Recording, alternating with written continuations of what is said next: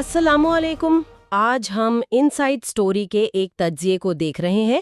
موضوع ہے اسرائیل، فلسطین اور ایران کے درمیان جو کچھ چل رہا ہے۔ جی، یہ ایک کافی پیچیدہ صورتحال ہے اور اس کے اثرات صرف وہی تک محدود نہیں بلکہ عالمی سطح پر ہیں۔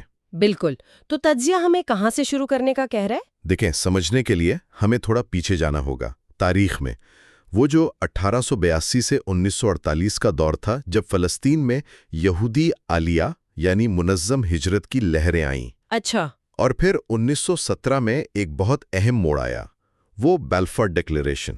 ہاں، برطانوی حکومت کا وعدہ فلسطین میں یہودیوں کے لیے ایک قومی وطن کا۔ جی بالکل، اور اس کا نتیجہ کیا نکلا؟ نتیجہ یہ کہ آبادی کا تناسب بدلنا شروع ہو گیا۔ ماخذ کہتا ہے کہ 1948 تک یہودی آبادی جو پہلے شاید کوئی 6% تھی، وہ بڑھ کر 33% ہو گئی۔ اور یہ لوگ زیادہ تر یورپ، روس، امریکہ سے آئے تھے۔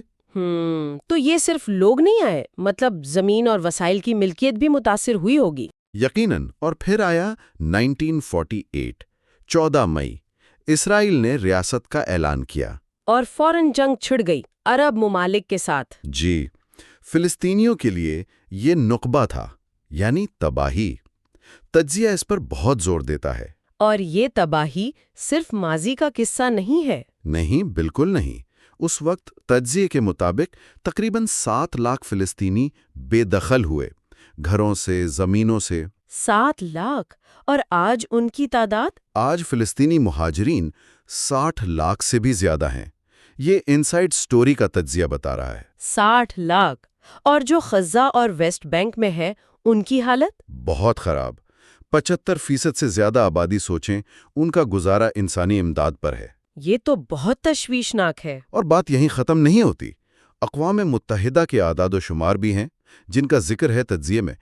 1967 سے اب تک 250 سے زیادہ فلسطینی بستیاں وہ مسمار کی جا چکی ہیں۔ 250 بستیاں! یہ تو ایک مسلسل عمل لگتا ہے۔ جی، یہ ایک مسلسل عمل ہے، اور غزہ پر تو بار بار حملے ہوئے۔ ہاں، غزہ کا ذکر تو خاص طور پر المناک ہے۔ 2008 سے 2023 تک کتنی 5 بڑی جنگیں؟ 5۔ اور 2023 والی جنگ کے اعداد و شمار وہ تو دل دہلا دینے والے ہیں۔ کیا کہتا ہے ماخذ؟ 30,000 سے زیادہ اموات، اور ان میں 70% بچے اور خواتین تھے۔ 70%! اللہ رحم کرے۔ اور تباہی صرف جانی نہیں، 70% ہسپتال، آدھے سے زیادہ اسکول تباہ ہو گئے یا بری طرح متاثر ہوئے۔ اتنی تباہی کہ اقوام متحدہ کے ماہرین نے کیا کہا تھا؟ انہوں نے ممکنہ نسل کشی یعنی پاسبل جینوسائیڈ کا خدشہ ظاہر کیا۔ تجزیہ اس کا حوالہ لیتا ہے۔ اچھا، اب اس ساری تصویر میں امریکہ کے کردار پر بھی بات ہوتی ہے۔ جی بالکل۔ تجزیہ بتاتا ہے کہ امریکہ سالانہ $3.8 بلین کی فوجی امداد دیتا ہے اسرائیل کو۔ یہ بہت بڑی رقم ہے۔ یہ کسی بھی ملک کو امریکہ کی طرف سے ملنے والی سب سے زیادہ سالانہ فوجی امداد ہے۔ اور یہ صرف پیسوں کی بات نہیں ہے۔ نہیں، سفارتی محاذ پر بھی۔ وہ اقوام متحدہ کی سلامتی کونسل میں فلسطین کے حق میں قراردادیں آتی ہیں تو ویٹو کر دیتے ہیں۔ جی، 43 سے زیادہ بار ویٹو کیا۔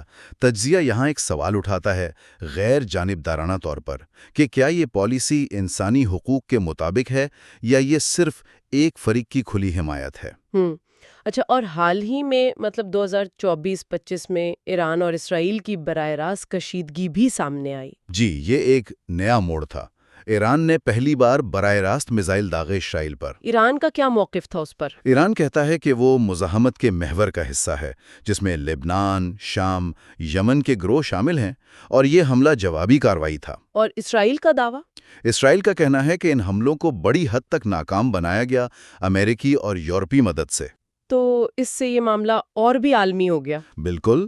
انسائیڈ سٹوری کا تجزیہ یہی کہتا ہے کہ اس واقعے نے، اور خاص طور پر بیرونی طاقتوں کے ملوث ہونے نے، اسے علاقائی سے بڑھ کر عالمی سطح پر نمایاں کر دیا ہے۔ تو خلاصہ کیا ہے اس تجزیے کا؟ مطلب لبے لباب؟ دیکھیں، لبے لباب یہ ہے کہ یہ کہانی صرف زمین یا سرحدوں کی نہیں ہے۔ یہ طاقت کی، مفادات کی، عالمی سیاست کی کہانی ہے، میڈیا کے کردار کی، اور ہاں، انسانی ضمیر کے امتحان کی بھی۔ تجزیہ اختتام پر ایک اہم نقطہ اٹھاتا ہے۔ جی، کہ دنیا کو فیصلہ کرنا ہے حقائق کی بنیاد پر کہ کون ظالم ہے اور کون مظلوم۔ اور ایک سوال جو یہ تجزیہ چھوڑ جاتا ہے وہ یہ کہ یہ جو تاریخی شکایات ہیں، موجودہ تکلیفیں ہیں اور بڑی طاقتوں کے مفادات کا جال ہے، یہ سب مل کر مستقبل میں انصاف اور امن کے امکانات پر کیسے اثر انداز ہوں گے؟ یہ واقعی ایک اہم سوال ہے جس پر غور کرنے کی ضرورت ہے۔